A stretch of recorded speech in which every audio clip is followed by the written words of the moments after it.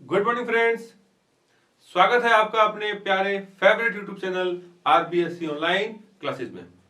Students, सभी को तहे दिल से ईद की बहुत बहुत शुभकामनाएं।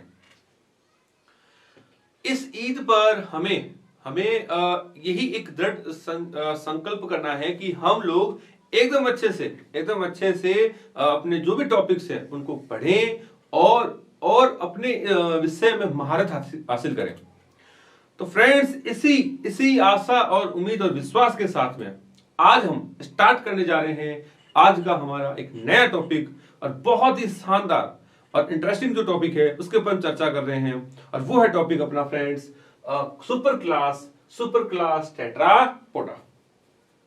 देखिए फ्रेंड्स, हमने जैसे बात की थी कि जो वर्टिब्रेट्स होते हैं उनको किस प्रकार से क्लासिफाइड किया गया।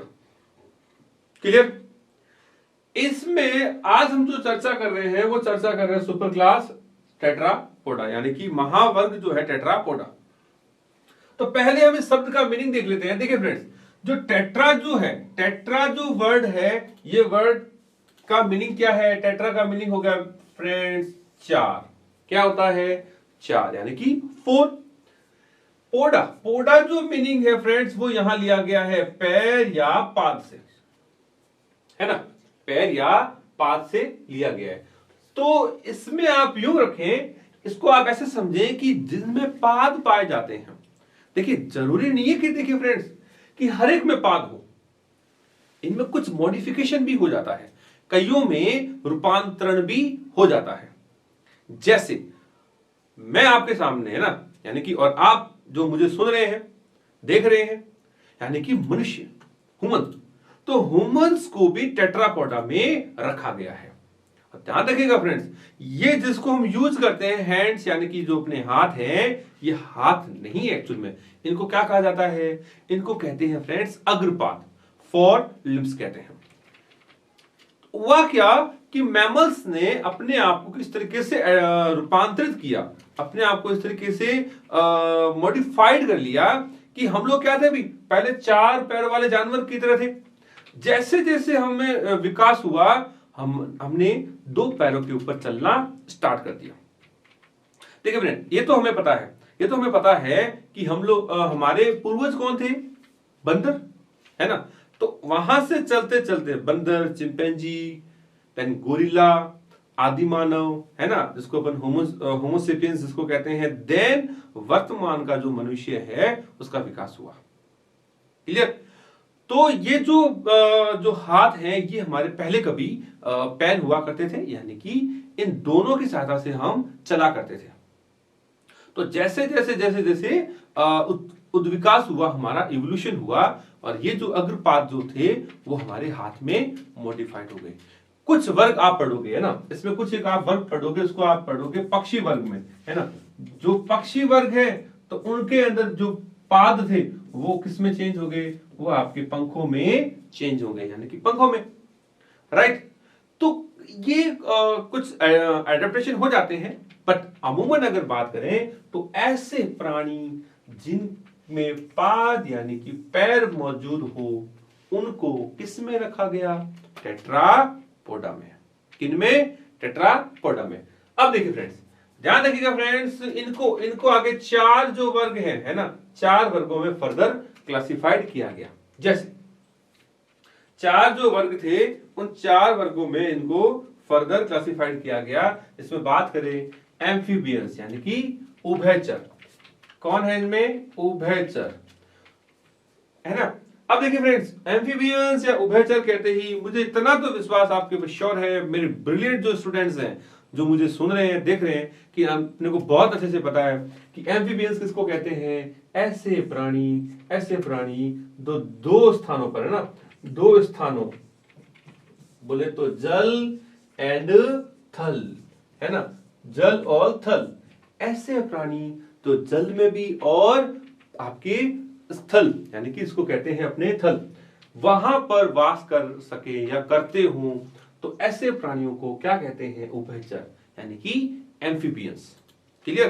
तो देखिए वर्ड क्या है, देखिए उभय का मीनिंग क्या होता है? उभय का मीनिंग क्या होता है? दोनों या दो कह सकते हो, और चर का मतलब है जहां वो वास करते हैं, है ना, जहां वो वास करते हैं, यानी कि उनके वास का स्थान, वास का स्थान। क्लियर? तो ऐसे प्राणियों को उभयचर यानी कि एम्फीबियंस कहते हैं। क्लियर? चलो नेक्स्ट बात करें रेप्टिलिया यानी कि सरीसृप। तो इसको भी आप अच्छे से जानते हैं, जो रेंग कर चलते हैं।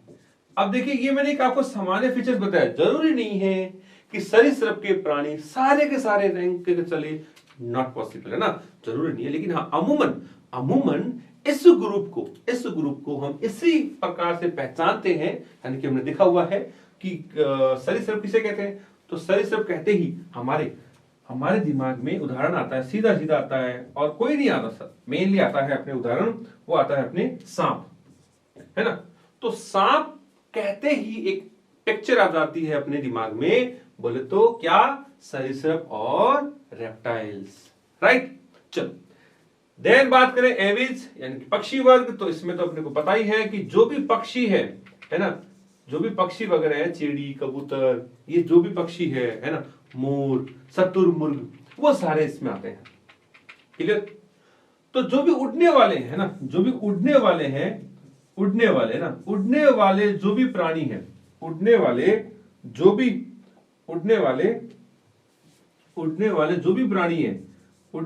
भी प्राणी हैं, वो सारे प्राणी किस में आते हैं फ्रेंड्स? वो आते हैं आपके पक्षी वर्ग में। क्लियर? चलो देन लास्ट बात करें अपने मैमेलिया। कौन सा है? मैमेलिया।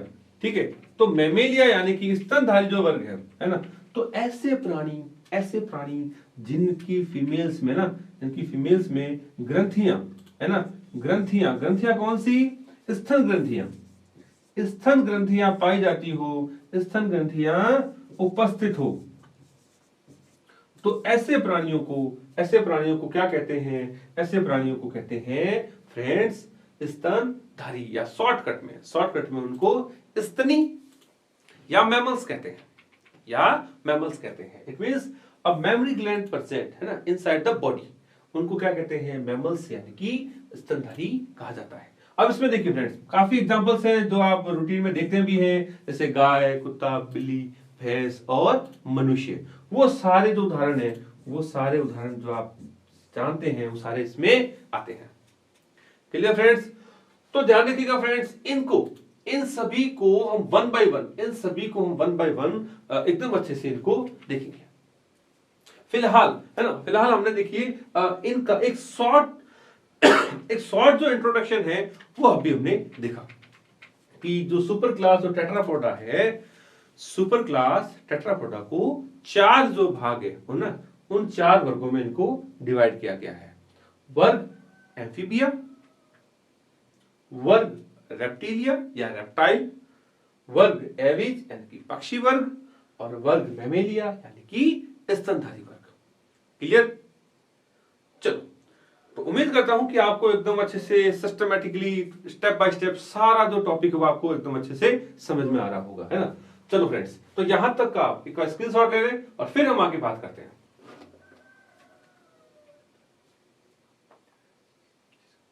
चलो देखिए फ्रेंड्स, अब हम स्टार्ट कर रहे हैं आज अपना वर्ग है फर्स्ट एम्फीबिया। क्या बात कर रहे हैं? वर्ग एम्फीबिया यानी कि उभयचर। क्लियर?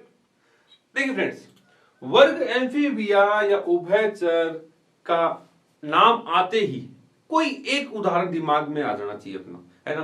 कोई एक जो उदाहरण है वो दिमाग में आ जाना चाहिए, जैसे कि मेंढक, इधर देखिए फ्रेंड्स, जैसे कि मेंढक। क्लियर? तो देखिए फ्रेंड्स, मेंढक या आप कह सकते हैं सैलामेंडर, तो ये वो प्राणी हैं जो आपके किसमें होते हैं? उभयचर के अंदर काउंट में आते हैं। अब कहोगे सर ये तो कुछ गिलारी की तरह दिख रही है, तो ये क्या है? तो फ्रेंड्स, ये छोटा, आप उसको एक छोटा रूप कह सकते हो मगरमच्छ का। मगरमच्छ नहीं होता, है ना, तो गिलारी कह सकते हो, बड़ी गिलारी कह सकते हो, तो वो आपके सैलामेंडर कहते हैं। अब इस वर्ग की कुछ विशेषताएं क्या है उसके ऊपर हम चर्चा कर रहे हैं। देखिए फ्रेंड्स, अगर हम बात करें तो एम्फीबियंस को क्यों कहा गया, एम्फीबियंस या उभयचर क्यों कहा गया? एक, तो पहले इसके शब्द का मीनिंग जैसे अपन देखें, एम्फी का मीनिंग क्या होता है? एम्फी का मीनिंग होता है बोथ, है ना। बिया का मीनिंग होता है हैबिटेट, और अगर हिंदी में बात करें तो उभय, है ना। क्या कहते हैं? उभय होता है एक तो, प्लस चर। तो उभय का मीनिंग क्या हो गया फ्रेंड्स? उभय का मीनिंग हो गया दो या दोनों, दो या दोनों कह सकते हो। और चर का मतलब हो गया फ्रेंड्स स्थान, या और अच्छे से देखें तो इनका आवास, आवास का स्थान। और शॉर्टकट में बात कर सकते हैं, स्थान कह सकते हो या इसको कह सकते हो वास, कि वो कहां वास करते हैं। तो ऐसे प्राणी जो दोनों स्थलों पर, जैसे दोनों जगह पर, दोनों का यहां सेंस क्या है? जल पर भी और स्थल पर भी, और स्थल पर। तो जल और थल दोनों जगह जो रह सके प्राणी, ऐसे प्राणियों को उभयचर प्राणी कहते हैं। क्लियर? और अगर बात करें तो इनकी बॉडी को जैसा कि आप देख सकते हैं फ्रेंड्स, दो ही भागों में बांटा जाता है। इनकी बॉडी को दो भागों में बांटा जाता है, एक तो शीर्ष और एक आपके सीधा धड़, जो भाग कह सकते हो, वो इनको बांटा जा सकता है। अब देखिए, जैसे एक नॉर्मल अगर एक एग्जांपल की बात करें तो मेंढक, तो इसमें हम देखें कि इनका जो से आगे का पार्ट हो गया नासा छिद्र, इसको अपन नॉस्ट्रिल कहते हैं। शरीर जो है ना, आगे वाला पार्ट हो गया शीर्ष, यानी कि शीर्ष भाग या हेड, इसको आप सिर कह सकते हैं। आई बॉडी जो है वो ट्रंक भाग में, है ना, ट्रंक भाग में, यानी कि हेड और ट्रंक जो पार्ट है उसमें इनको डिवाइड किया जाता है। और अगर बात करें तो ये इनका पार्ट, यानी कि बेली, यानी कि इसका जो पेट है, यानी कि उधर कह सकते हो, उधर। एंड देन इनके जो पाद है ना, फुट जो है, पैर जो है, इन पैर में गौर कीजिएगा फ्रेंड्स, इनके अंदर देखिए, एक तो हो गया आगे वाले लिम्स और ये हो गए इनके पीछे वाले, है ना। तो ये कौन से? फोर लिम्स, यानी कि इसको कहते हैं आपके अग्रपाद, और ये हो गए आपके पश्चपाद। अब देखिए, इनके अग्रपाद और पश्चपाद में नेट होते हैं। नेट यानी कि आप कह सकते हो कि इनके बीच की जो स्किन है वो बड़ी इलार्ज होती है और एक पैड का काम करती है ना, चाकू की तरह आप कह सकते हो, वो काम करती है। और इन्हीं की हेल्प से ये आराम से पानी में स्विमिंग भी कर सकते हैं। क्लियर? ये देखो, ये वेब यानी कि इसको जाल कह सकते हैं, और जाल युक्त जो है इनके अंदर फुट यानी कि पैर पाए जाते हैं। क्लियर? तो ये इनके अंदर कुछ स्पेसिफिक जो साइट्स हैं, जगह जिसके अपने बात की। उसके अलावा इनके अंदर टिम्पेनम, ये एक इंपॉर्टेंट चीज है, याद रखना फ्रेंड्स। कौन है? टिम्पेनम, जो कि इनके अंदर साउंड को आइडेंटिफाई करने का जो काम है वो करता है, यानी कि सुनने का जो काम है वो किया जाता है। चलो देखिए फ्रेंड्स, यहां हमने जैसे इसकी स्ट्रक्चर के बारे में देखा, अब आगे बात करते हैं इसके वन बाय वन फीचर्स। देखिए, एम्फीबिया जो शब्द है, दो ग्रीक वर्ड, एम्फी है ना, इसको कहते हैं बायोस, है ना, यानी दो स्थान हो गए, और बायोस का मीनिंग हो गया स्थान। तो एम्फीबिया यानी कि दो स्थानों पर रहने वाले प्राणी जो है उनको एम्फीबिया या उभयचारी कहते हैं। क्लियर? आगे बात करें कि इनके अंदर अधिकांश प्राणियों में दो जोड़ी जो पाद है ना, पाद कितने होते हैं? दो जोड़ी जो पाद है वो पाया जाता है। शरीर हमने चर्चा की कि इनका जो शरीर है सिर और धड़, यानी कि हेड और ट्रंक में डिवाइड होता है, सिर और धड़ में डिवाइड होता है। लेकिन कुछ आप कह सकते हो कि कईयों में ये पूंछ भी विकसित हो जाती है, बट मुख्यतः इन प्राणियों को सिर और धड़ भाग में विभाजित किया जाता है। क्लियर? और देखें, इनके अंदर कुछ ऐसे प्राणी होते हैं जिनमें पूंछ भी हो सकती है। अब देखिए फ्रेंड्स, इसकी हर एक लाइन महत्वपूर्ण है, क्योंकि इसमें आपको कुछ एक्स्ट्रा करैक्टर देखने को मिलेंगे जो आपने मछली वर्ग यानी कि फिशेज के अंदर नहीं देखे। देखिए, इनकी बॉडी में जो त्वचा है ना, इनके शरीर की जो त्वचा है वो क्या होती है? नम और सल्क रहित। मेंढक को आपने देखा होगा, चिकने से होते हैं ना, श्लेष्मा की तरह ना चिकने, तो वो इन्हीं की वजह से। कारण क्या है कि इनके अंदर श्लेष्मा ग्रंथि जो है ना, श्लेष्मा जो ग्रंथियां हैं वो इनके अंदर पाई जाती है, जिसको आप म्यूकस ग्लैंड भी कह सकते हो। क्लियर? देन आगे बात करें, कुछ स्पेसिफिक ऐसे एनिमल्स होते हैं जिनकी त्वचा में, ध्यान रखना फ्रेंड्स, त्वचा में विष ग्रंथियां पाई जाती है। इट मींस पॉइजनस जो ग्लैंड्स है वो इनकी स्किन में पाई जाती है। क्लियर? चलो, देन इसमें नेत्र जो पलक है वो पाई जाती है ना, जो नेत्र जो पलक है वो पाई जाती है, इसको आपके निमेषक कहते हैं। क्या कहते हैं फ्रेंड्स? निमेषक। निमेषक जो है झिल्ली या लेयर, निक्टिटियस मेम्ब्रेन कहते हैं इंग्लिश में। क्या कहते हैं? निक्टिटियस मेम्ब्रेन, जिसको आप जो क्या कह सकते हैं? नेत्र पलक कहते हैं। क्या कहते हैं? नेत्र पलक, जो इन प्राणियों को पानी के अंदर भी आराम से देख सकें ये लोग, तो उसके लिए ये इसमें हेल्प करते हैं। देन बात करें कि इनके अंदर बाह्य कर्ण की जगह पर क्या होता है? कर्णपटल यानी कि टिम्पेनम। क्या होता है? टिम्पेनम पाया जाता है। क्योंकि अभी हमने देखा था, देखिए, क्योंकि अभी हमने देखा था कि जो टिम्पेनम है, ये जो आगे का जो पार्ट है, ये कर्णपटल या टिम्पेनम जो है वो इनमें पाया जाता है, जो कि बाह्य कांड का एक रिप्लेसमेंट कह सकते हो। क्लियर? अब देखिए फ्रेंड्स, इसमें एक और इंपॉर्टेंट चीज बात करें कि ऐसे प्राणी हैं जिनमें मूत्राशय और जनन पथ एक ही कोशिका में खुलता है। और ध्यान रखिएगा फ्रेंड, बहुत इंपॉर्टेंट है, इसको अवस्कर कहते हैं। क्या कहते हैं? अवस्कर।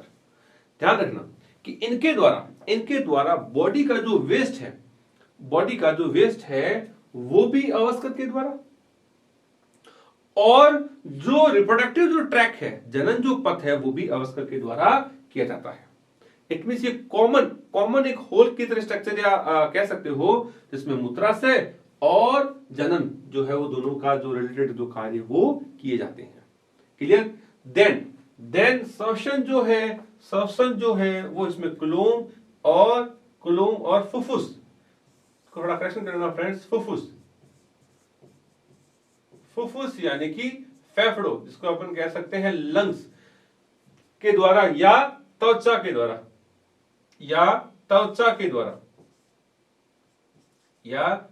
यानी कि स्किन के द्वारा भी होता है। तो देखिए फ्रेंड्स, रेस्पिरेशन के लिए यानी कि श्वसन के लिए कुलोम, फुफ्फुस यानी कि फेफड़े या त्वचा का यूज किया जाता है। क्लियर? चलो और बात करें। अब एक और इंपॉर्टेंट चीज ध्यान रखिएगा फ्रेंड्स, मछली वर्ग में हमने देखा था कि हृदय 2 कक्षीय, लेकिन यहां आते आते हृदय कितने कक्षों में हो जाता है? हृदय के 3 कक्ष। कितने हो जाते हैं फ्रेंड्स? 3 कक्ष। यानी कि देखिए, इस तरीके से आप समझ सकते हैं कि इनका जो हृदय है, हृदय के ऊपर एक आलिंद और ये भी आलिंद, यानी कि आपके दायां आलिंद और बायां आलिंद, 2 तो हो गए आलिंद। और नीले जो है अभी भी इसमें कितना है? नीले इनके अंदर एक होता है। क्लियर? तो ध्यान रखना, ऐसे प्राणी जिनमें 2 आलिंद और एक निलय हो, वो कौन होते हैं? वो होते हैं मेरे साथियों आपके एम्फीबियंस। कौन होते हैं? एम्फीबियंस, है ना। तो ये मस्त मौला कह सकते हो, हर जगह पर ये टिकते हैं, पानी में भी पाए जा सकते हैं और स्थल पर भी आराम से मजे करते हैं, है ना। तो दोनों जगहों पर मजे करने वाले जो प्राणी होते हैं उनको आपके एम्फीबियंस, और ये जो है हृदय, इनमें जो हृदय है वो आपके 3 कक्षीय। और आगे बात करें, इनकी एक और विशेषता क्या है कि ये असमतापित होते हैं। क्या होते हैं? असमतापी, जिनमें शीत निष्क्रियता क्या होती है फ्रेंड्स? शीत निष्क्रियता और ग्रीष्म निष्क्रियता इनके अंदर पाई जाती है। अब बात करते हैं कि है क्या। देखिए फ्रेंड्स, शीत निष्क्रियता और ग्रीष्म निष्क्रियता उससे कहते हैं कि पीक जब सर्दी का हो या पीक आपकी गर्मी का हो, उस समय ये लोग क्या करते हैं, मान लीजिए इस धरातल है, तो धरातल के अंदर एक खड्डा बना करके और वहां ये लोग सेट हो जाते हैं। अर्थात इन दिनों में भयंकर सर्दी और भयंकर गर्मी के समय ये जमीन के कुछ नीचे जाकर के और शीत निष्क्रिय या उसको ग्रीष्म निष्क्रिय कहते हैं। इस समय इनके उपापचय जो दर है ना, उपापचय जो दर है, उपापचय दर या उपापचय जो क्रिया है वो एक बार के लिए लोग क्या कर लेते हैं, उसको शांत कर देते हैं। मतलब एक प्रकार से जिंदा लाश, हाँ दोस्तों, जिंदा लाश की तरह ये जमीन में पड़े रहते हैं। अब बात आती है कि सर अगर ये 2 महीने 3 महीने अगर जमीन के नीचे हैं तो ये खाना पीना कैसे करते हैं? तो देखिए फ्रेंड्स, ये ना बड़े ही सिस्टमेटिकली हिसाब से चलते हैं। उनको पता है कि अब आगे सर्दी या पीक गर्मी का आएगा, तो भी पहले से ही अपनी बॉडी में इतना फूड या एनर्जी को स्टोर करके रखते हैं जो कि इस समय में काम आती है। क्लियर? तो देखिए समाधि है ना, इसको शॉर्टकट में आपको समाधि कह सकता हूं कि समाधि लेना आपके शीत निष्क्रियता और ग्रीष्म निष्क्रियता। अगर सर्दी में ले रहा है तो शीत, और अगर गर्मी में ले रहा है तो ग्रीष्म निष्क्रियता कहते हैं। क्लियर? चलो आगे बात करें फ्रेंड्स कि इनके अंदर भी बाह्य निषेचन पाया जाता है, अंडोत्सर्जन करते हैं, विकास जो है प्रत्यक्ष या अप्रत्यक्ष है ना। प्रत्यक्ष विकास जो है, परिवर्तन जो है इनका आपके प्रत्यक्ष या फिर लार्वा के द्वारा होता है।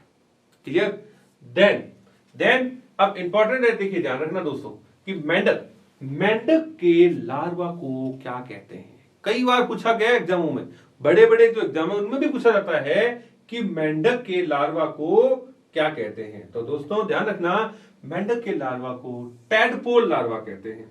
क्या कहते हैं? टैडपोल लार्वा, है ना, जिनका शरीर किस पे बटा होता है? सिर और पूंछ, जिसको आप कह सकते हो हेड और टेल के अंदर डिवाइडेड होता है। देन सैलामेंडर जो है का लार्वा एग जो लोटस कहलाता है।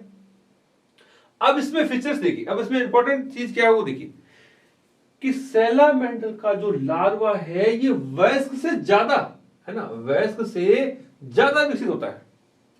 इट मींस सैलामेंडर जो वयस्क है ना, इसका जो वयस्क है उसमें फीचर्स जो हैं वो इसकी लार्वा से कम होते हैं, या यूं कहूं कि लार्वा वयस्क की तुलना में ज्यादा एडवांस होता है। क्लियर? चलो अब देखिए, अब इस टॉपिक का अपने आखिरी जो पॉइंट है उसके ऊपर बात करें जो कि इंपॉर्टेंट है। हम हमेशा बात करते हैं कि हर एक वर्ग के उदाहरण और उसमें भी अगर कोई निकनेम है तो वो हमें याद होना चाहिए। जैसे कि देखिए बुफो, ये बुफो है ना बेटा, थोड़ा फ्रेंड्स देख रहे थे ना, बुफो इसको अपन टोड कहते हैं। राना टिग्रिना, इसको भारतीय मेंढक या नॉर्मली आप मेंढक कहते हैं। हायला, ये देखिए हरे रंग का, अगर आपने छोटा सा मेंढक देखा होगा जो कि नॉर्मली पेड़ों के आसपास जंगलों के इलाके जो होते हैं वहां पर पाए जाते हैं, और यही कारण है कि इसको वृक्ष मेंढक कहते हैं। मतलब ये जो हरा, जो ग्रीनरी जो भाग है हरा पेड़ पौधों वाला, वहां पर ये पाया जाता है। देन सैलामेंडर है ना, सैलामेंडा या सैलामेंडर भी कहते हैं। उसके अलावा इक्योयस, उसको आप पादरित उभयचर भी कह सकते हैं। देन राना मेलियन, सबसे बड़ा क्या है? मेंढक। देखिए फ्रेंड्स, ये कुछ रोचक जानकारियां हैं जो आपको प्रोवाइड करवाई जा रही है कि स्पेसिफिक कुछ फीचर्स हैं उनके ऊपर हम चर्चा कर रहे हैं कि सबसे बड़ा मेंढक कौन सा है? राना मेलियन, है ना, सबसे बड़ा। देन बॉम्बिनेटर, देखिए ये भी इंपॉर्टेंट है, ये भी बहुत इंपॉर्टेंट है। कैसे? कि इसको फायर बेली टॉड कहते हैं। क्या कहते हैं? फायर बेली टॉड। क्या करता है? ये करता क्या? ये क्या करता है? अपने पेट को क्या करता है? फुला करके बाहर निकाल देता है।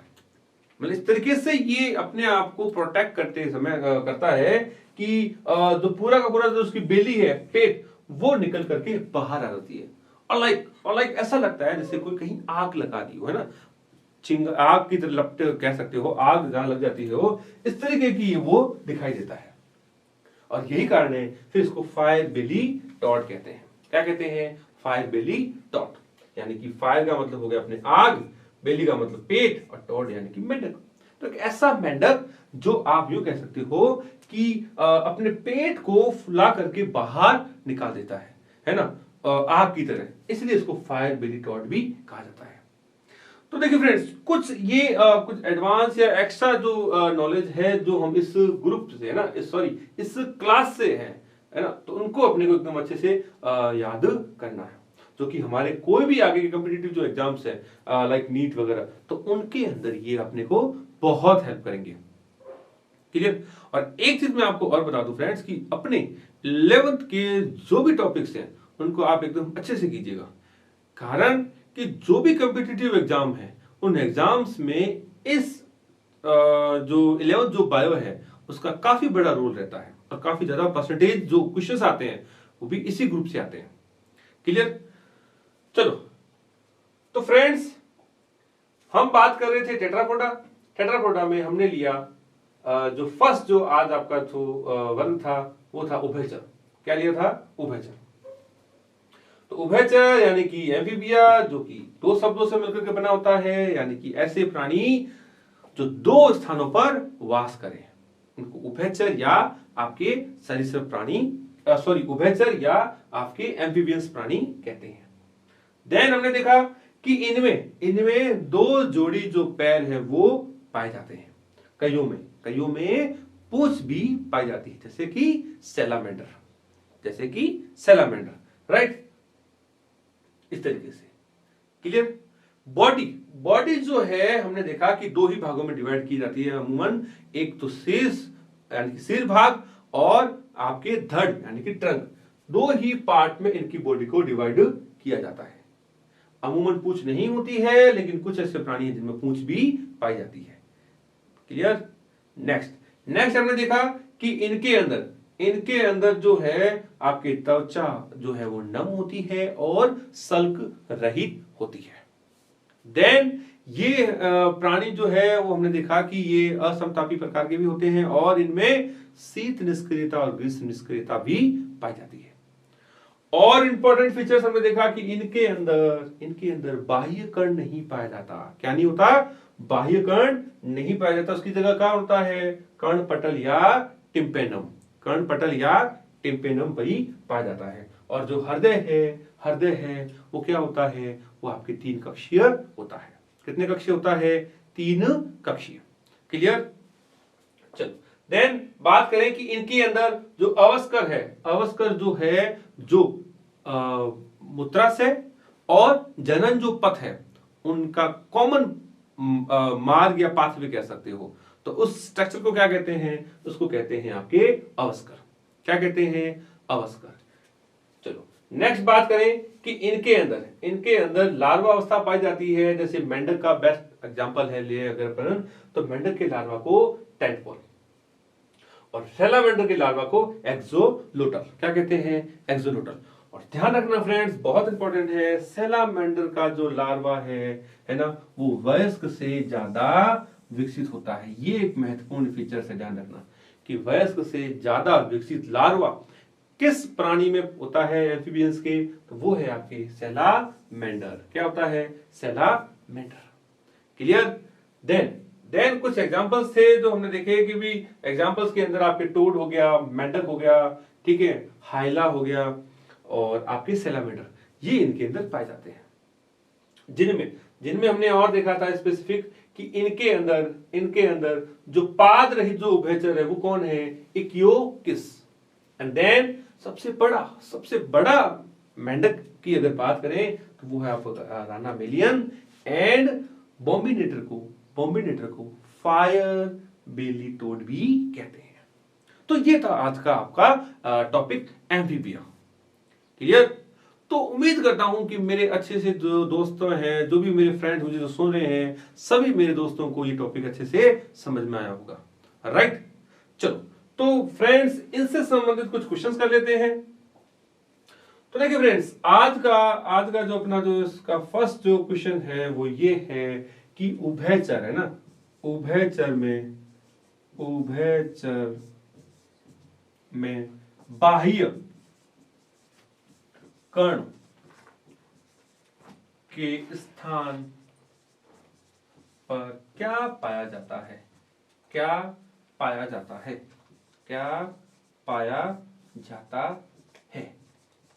राइट। तो दोस्तों आपको बताना है कि एक्सटर्नल ईयर है ना, बाह्य कर्ण के स्थान पर इनमें क्या पाया जाता है। राइट। चलो नेक्स्ट क्वेश्चन बात करें, क्वेश्चन नंबर सेकंड। उभयचर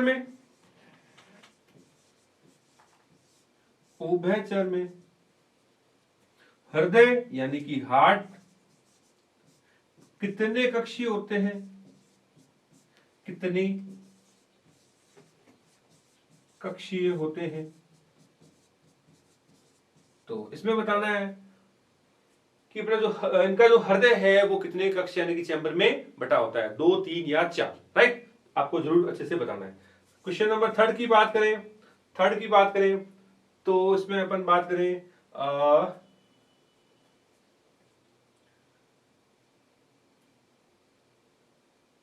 अवस्कर। अवस्कर किसे कहते हैं, किसे कहते हैं, अवस्कर जो है वो किसे कहते हैं। तो फ्रेंड्स, और चौथा क्वेश्चन अपन ले लेते हैं। चौथा क्वेश्चन है आपका उभयचर। उभयचर प्राणी, उभयचर प्राणियों के कोई दो उदाहरण, कोई दो उदाहरण